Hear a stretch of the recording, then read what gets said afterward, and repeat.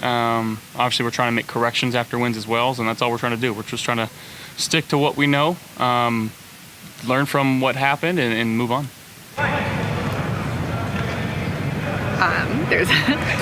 It seems like Keon's trending well. Obviously, he's missed some time. What's it like, especially with a rookie, of trying to kind of rebuild that chemistry with a guy who's missed some time but now could be back in the lineup this week? You know, I wouldn't say there's a whole lot to rebuild. A lot of work in training camp in the offseason, getting to do that. Going back to my rookie season, you know, I got hurt. I missed a few games. And I felt like sometimes that rookie wall, which is real, when you miss time and you come back, you're just so rejuvenated.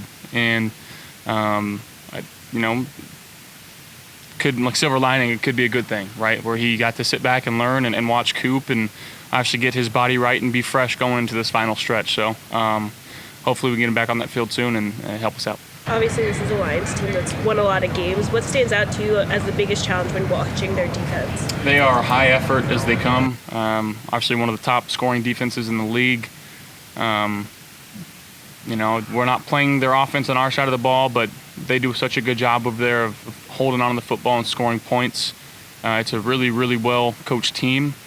You know, and they've battled with a lot of injuries throughout the season on that defensive side, and you wouldn't know it by watching the film because, again, they know the rules. They attack each and every play, and we got to be ready for them. You guys are a pretty aggressive team, especially fourth downs and circumstances like that, but the Lions seem to almost be like a notch more than everybody else. If you're ever watching them, are there times even you're surprised that they're just going for it all the time, it seems like, when they're in those fourth down situations? Or what do you think when you watch them play in that way? Yeah, a really aggressive team, and I think that's why they are who they are. Or why, yeah, does that make sense? Why they are who they are. And it starts with a coach that came in there a few years ago with not a great team, and he's done a phenomenal job of getting those guys primed and prepped and ready to go each Sunday, Monday, and Thursday. And they're still playing with chips on their shoulder, and you can see that when they play, and got a lot of respect for their team and that coach in general. Jared Goff is their defensive coordinator. Is that a lot of blitz man coverage? Do you see that from them? Or? Yeah, I mean, they do play a lot of man coverage. You know, based on who they're playing, obviously it's a little higher than some. And then again, yeah, they've been able to affect the quarterback. And again, I know that they've been dealing with injuries, but the way that they've been able to, you know, their interior D linemen are really, really good. Some of the best in the game. Tough to run against. When you can't run the ball successfully, it makes your offense that much tougher to move the ball. So they're doing a great job, and hats off to those guys. Josh, Sean got a little fired up today in the press conference by almost reminding the team by saying, you better bring your heart, you better bring your guts, you better put it all on the line. What does that message do to the team, and how do you accept that?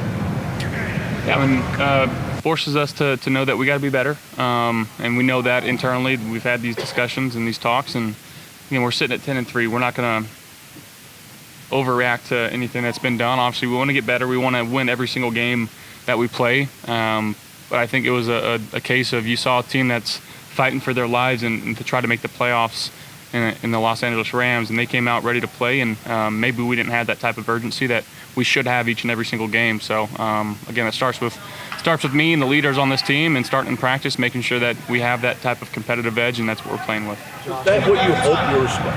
I mean, the response, everybody acknowledges that was not Bill's standard last weekend. So what do you expect that response to be, and how much of a reminder was something like that, as you said, that maybe they were hungrier because they're fighting for division? Yeah, again, just puts us back into the 1-0 mindset. What can we do to prepare, and what's going to help us execute on Sunday against a really good team? So that's all we're trying to focus on. Josh, you touched on a little bit about the importance of being able to run the ball. The score dictated a little bit of that against the Rams, but when you look at the Lions' offense and how they're able to stay on the field, how important it is to establish the run and be able to stay on the field for Sunday? Yeah, I mean, this is an offense that you got to keep up with, and again, you're going to have to score points on the offensive side of the ball. That's we understand that, we know that. But again, we're just trying to go 1-0, and whatever that may be. If it's 3-0, it's 3-0. If it's 42-43, and we got to find a way to score one more point than those guys. With some time removed from the Rams game, is there anything that stands out to you, like why that urgency wasn't there as much maybe at the start of that game? I mean, I couldn't tell you. I mean, it's a long flight, and I don't have any excuses. We gotta be ready to go. That's plain and simple. Statistically, Amari had one of his best games as a Bills so far. How did the two of you build off a game like that? Yeah, just continuing to involve him more in the offense. Obviously, got a bigger role with a few guys out, and he responded, well, and that's what we want to see from him. And I still got to be better for him on some of these throws that I've been giving him. So again, just continue to work hard each day at practice, and again, just try to find a way to go 1-0. How has that adjustment been? Because Amari said that he runs, when he got here, he was like, I run routes a little bit different than a lot of receivers. How's that communication? It's been great. He's a true pro. He talks very, very openly and honest about his routes and what he's good at, what he's not so good at.